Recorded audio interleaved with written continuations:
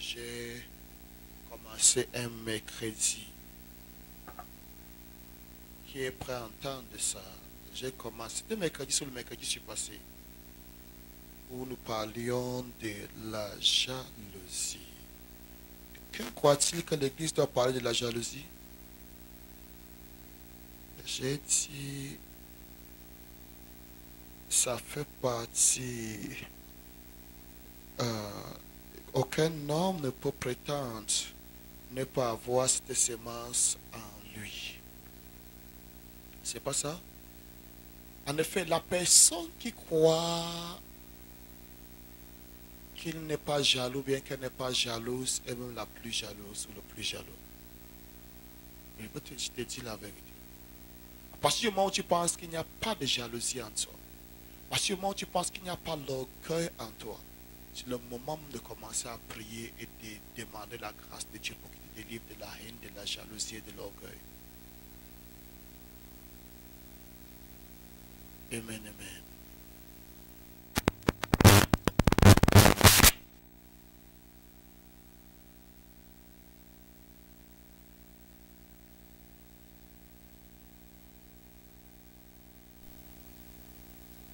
Amen. Le diable est un menteur. C'est le premier jaloux. N'aime pas entendre qu'on dise des choses comme ça. Amen.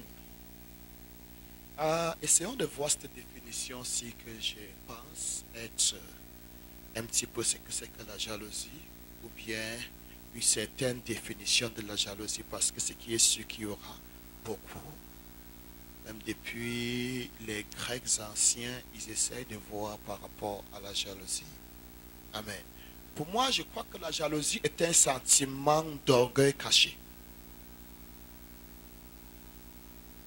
La jalousie est un sentiment d'orgueil caché. Un orgueil qui manque de légitimité. C'est-à-dire l'incapacité de se procurer de la visibilité prouvant aux uns et aux autres sa supériorité, qu'on est meilleur à tel ou tel.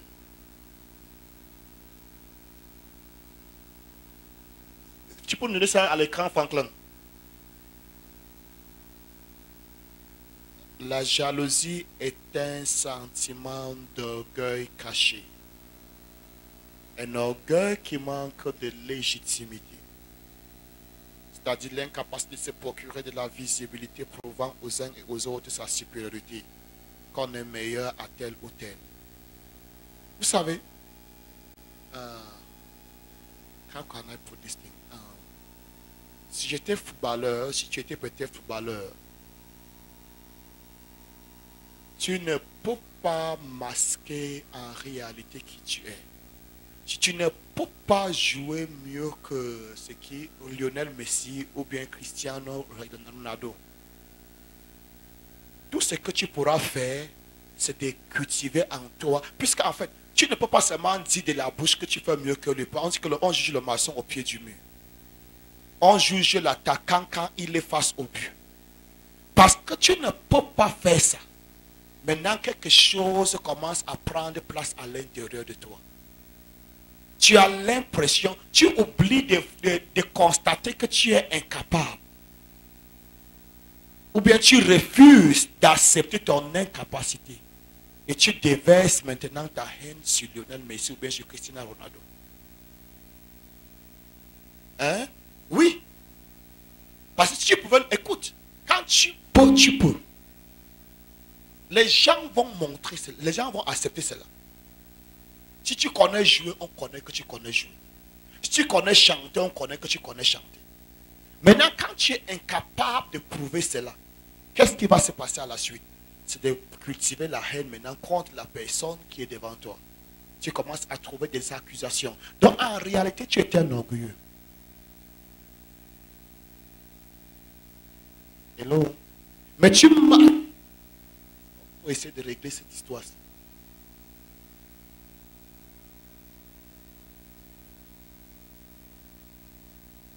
Mais tu manques les moyens. Je n'ai pas dit que tu éteins le volume. Amen. Non, même le volume. Mais tu manques les moyens pour prouver ta politique.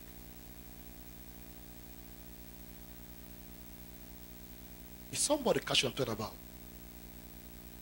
Non. À l'intérieur de toi, c'est visible. Tout le monde sait. Excusez-moi les femmes. Que telle femme est plus belle que toi. Tu es incapable de prouver le contraire. Maintenant, quand tu la vois passer, on appelle ça maintenant quoi? Un Jangsa. Ah oui, c'est l'école américaine. C'est un Jangsa. Un Jangsa va tuer les Camerounais. Oh. À nous, tu prends par des caribous. Qui connaît les pots de caribou? Caribou, Jaribou. Oui, à nous, tu prends par ça. Quand tu la vois passer, tu dis caribou, choui. Mais là, tu ne te soucies pas de sa peau. Le problème est que toi-même, tu n'as pas les moyens de ces caribous, mais de ces Jaribou. Est-ce que tu me suis? Quand tu le vois passer, oh, les gens ont les gens, oh. Nous qui n'avions personne, oh.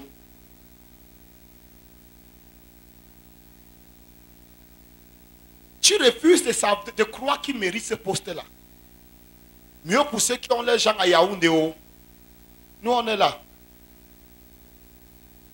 Un jour. Le un jour, là, c'est la rancune.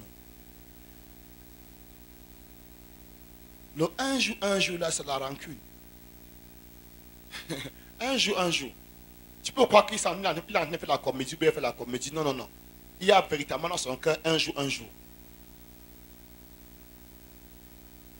Pourquoi te sens-tu blessé quand une personne est élevée? C'est parce qu'il vient d'être prouvé aux yeux du monde qu'il fait mieux que toi. C'est que tu as de la peine à accepter. Are you there? Et c'est pour ça que écoute, je t'ai dit que la jalousie marche avec l'accusation. Maintenant, il faut que tu prouves aux autres qu'ils ne méritent pas. Ah, c'est parce qu'ils donnent souvent les dons au coach. C'est pour ça qu'on le met toujours. Vous n'avez pas vu le jour là qu'il a été blessé, on m'a mis, j'ai marqué.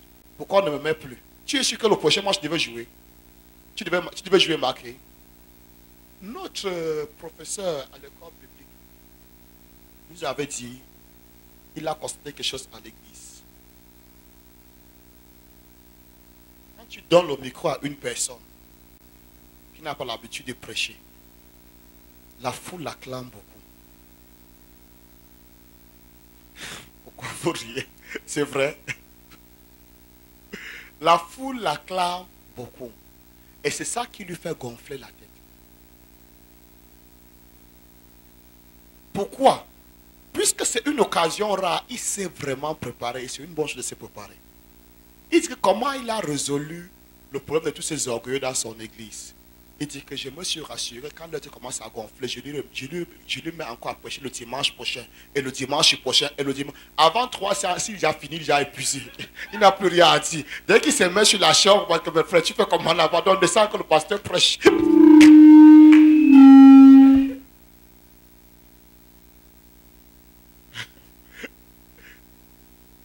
Allô? Oui. C'est un bon médicament. Efficace. Amen. Est-ce qu'il avait raison? Hello. Donc, rien ne prouve que si on te mettait 3-4 matchs consécutifs, tu devais avoir le même résultat. Un jour, je voyais la télé, à l'époque où je voyais un peu le football. Je crois que c'est Drogba qui avait eu un accident. On a mis Anelka. Et durant tout le temps que Drogba était absent, Anelka marquait. Et les journalistes n'arrivent pas à comprendre pourquoi quand il est revenu, quand Drogba s'est remis de son accident, on n'a pas mis Drogba derrière pour qu'Anelka continue à jouer. Puis Anelka marquait tous les jours, alors que Drogba ne marquait pas à tous les matchs. Non, le coach sait que c'était l'énergie stockée, emmagasinée. N'est-ce pas? Il connaît, n'est-ce pas? Il s'entraîne tous les jours. Il connaît l'énergie emmagasinée. Amen. Donc je disais que quoi? L'orgueil, la jalousie est un orgueil caché. C'est un sentiment d'orgueil caché. Même si tu ne savais pas que tu es orgueilleux, à partir du moment où la jalousie commence à prendre effet en toi, comprends donc que tu es un orgueilleux caché. Amen. C'est cet orgueil qui fait en toi que tu ne supportes pas avoir quelqu'un devant toi. Amen.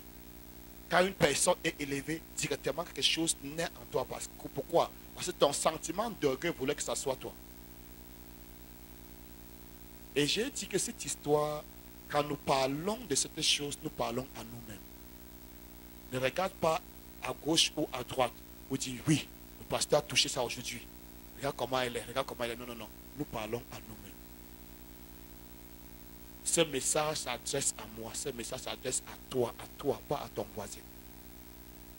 Toi qui nous suis à travers ton petit écran, à travers ton téléphone, ce message s'adresse à toi et non pas à ta co-épouse. Non pas à ton collègue de service. C'est ton message à toi. C'est mon message à moi. Donc je disais ceci, c'est un sentiment d'orgueil caché. Amen. Qui peine à démontrer. Vous savez, je te dis, la jalousie, tout jaloux accuse. Si tu vois un jaloux qui n'accuse parce que tu t'es trompé de la personne, il n'a pas les moyens pour prouver qu'il est meilleur. Qu'est-ce qu'il doit faire? Il doit accuser la personne qui a été élevée. Il doit prouver que ce pasteur, s'il était vraiment spirituel, il n'aurait pas choisi celui-ci. Nous parlons de cette chose pour se guérir de la jalousie. Amen. Si le pasteur vraiment avait les yeux ouverts, s'il voyait ce que nous on voit ici à l'assemblée, un frère, s'il voyait, oh vraiment l'église c'est déjà fini. Il ne voit plus, il ne voit plus. C'est pas vrai? Non, non, non, il ne voit plus, il ne voit plus. S'il pouvait connaître là où on trouve la sœur là. Je vous ai dit que Dieu a longtemps quitté l'église là. Hey, est-ce que tu sais que le pasteur peut connaître mieux même que toi que la sœur là a une vie aussi dépravée? Mais il garde la sœur là-bas. Oh, tu ne sais pas ça? Dieu n'a jamais appelé des personnes saintes. Mais Dieu sanctifie ceux qu'il appelle. Dieu n'a jamais appelé des personnes équipées. Mais il équipe des personnes qu'il appelle. Oh, si tu commences à dire que si le pasteur voyait bien, il n'aurait pas choisi tel ou tel.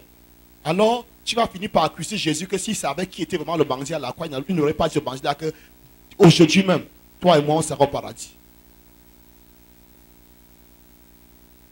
Oui.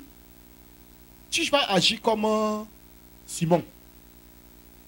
Si cet homme était vraiment prophète, il aurait su de quelle espèce est cette femme. Il connaissait. Are you there? Il connaissait de quelle espèce était cette femme. Et c'est cette femme même qui la mène sur la terre. Non, tu n'as pas compris. J'ai dit que sa mission n'était pas pour des personnes saintes comme Simon.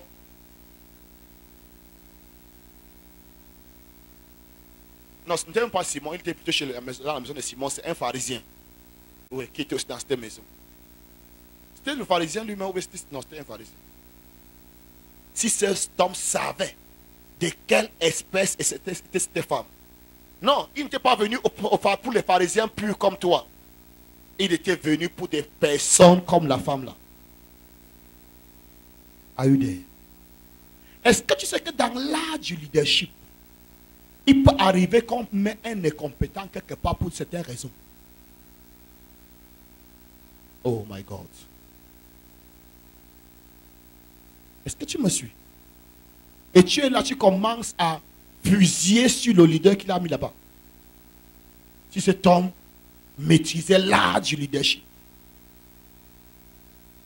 Tu n'as jamais prophétisé, mais tu as corrigé les prophètes. Tu n'as jamais géré une assemblée de 20 personnes. Mais tu condamnes les pasteurs qui gèrent des millions d'âmes. Adeboye est monté. Oyedepo est monté. Pasteur Christ a fait ceci. Même ta famille te dépasse. Oui, tu ne parviens pas à gérer tes enfants.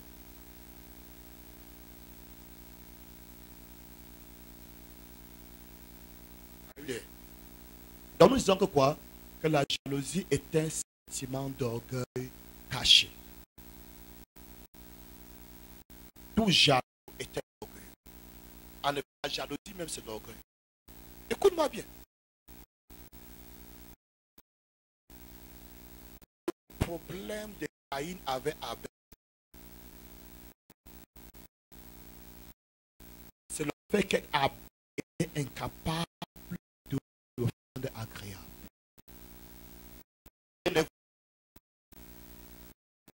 Dieu a essayé à la raison. Il faut faire mieux. Le problème de Caïn, il avait David. C'était l'orgueil.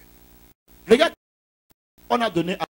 Il dit a tué ses mille, David 1000. Et on a tué David 10 000. David, depuis ce jour, il a la haine. C'est moi le de l'armée. Moi qui connais l'armée à mon 10 000 hommes. Je ne suis pas les femmes là. Les femmes là aussi ont compté. Puisqu'en réalité, si le monde est en guerre et le groupe gagne la guerre, on attribue la générale. On attribue la tient au le président de la nation, le président est le chef de la. Il est impensable, c'est pas normal. Donc pour les femmes là, les chansons là, c'est pas mal de problèmes. Et depuis ça s'est dormi en brousse. David avait ma sagesse. Il aurait dit arrêtez-moi. C'est le général de l'armée 10 000. Les 1000 que c'est lui qui m'a fait de courage. Je ne veux pas la bataille. Amen. Je ne peux pas justifier aussi la jalousie de Saül. Non, il ne doit pas être jaloux. Amen.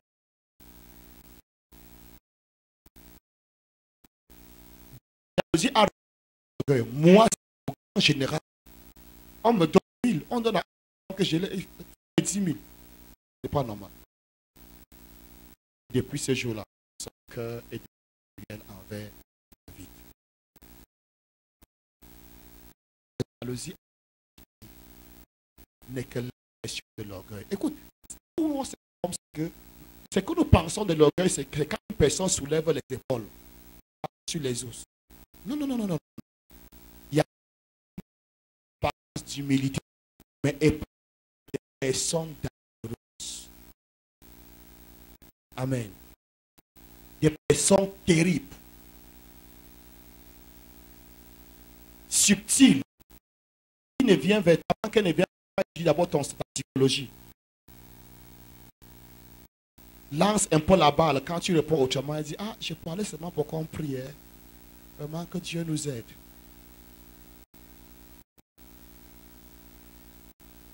Quelqu'un dit, la jalousie doit mourir ce matin.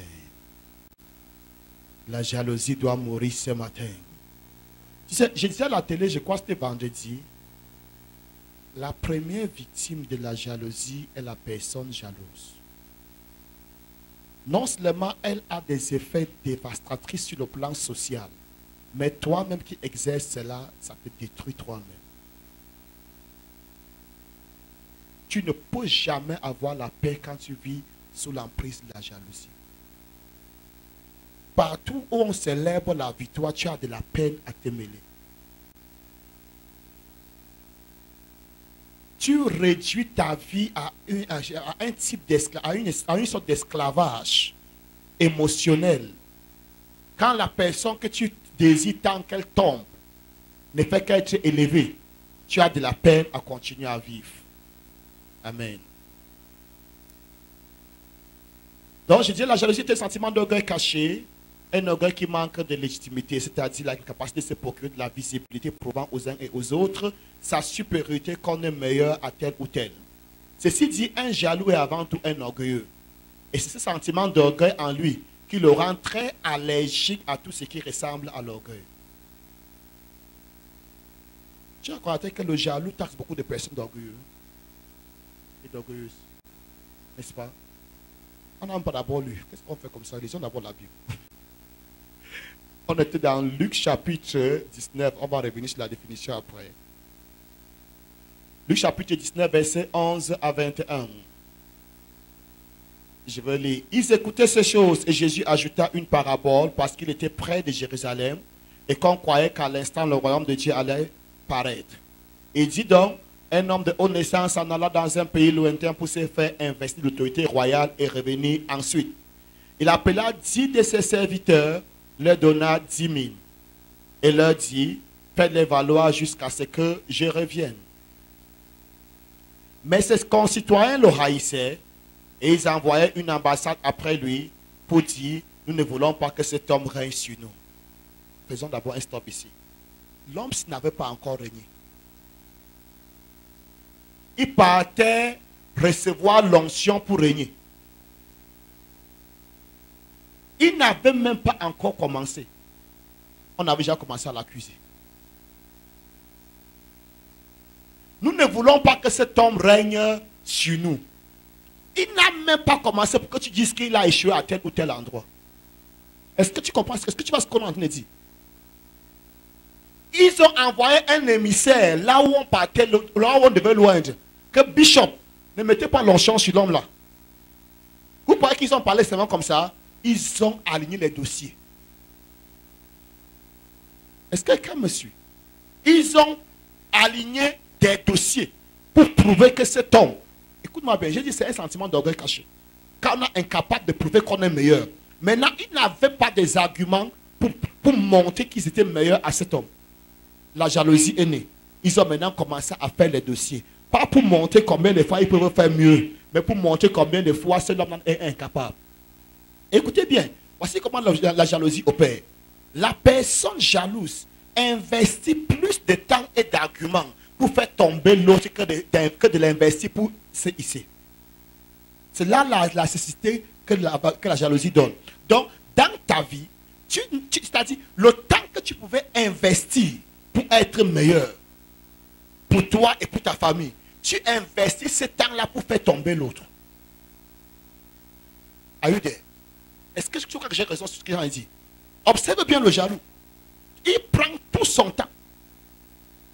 Moi, je me dis, si ces hommes qui avaient écrit là où cet homme partait recevoir son onction, écrivaient plutôt des choses concernant leur vie à eux, peut-être ils auraient eu le pouvoir. Amen. Mais ils ont passé tout leur temps à chercher les fautes et tout ce qui ressemble aux fautes, ils ont accumulé dans un dossier et ils ont envoyé que cet homme-ci ne peut pas régner sur nous. Mais ça n'a rien changé.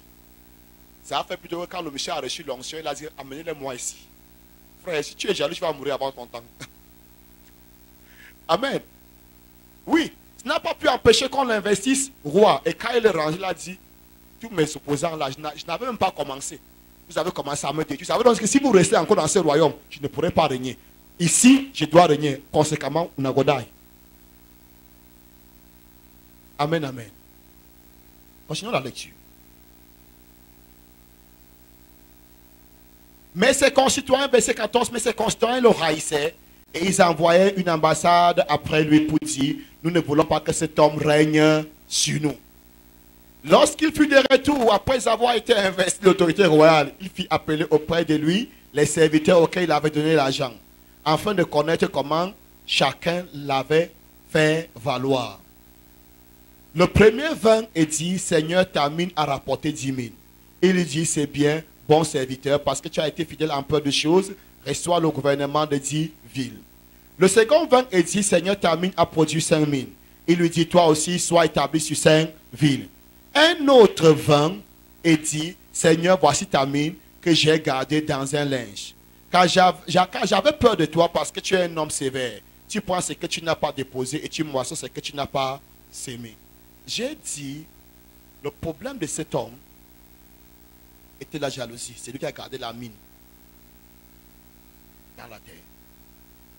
Et là où il a perdu, vous savez, la jalousie rend aveugle.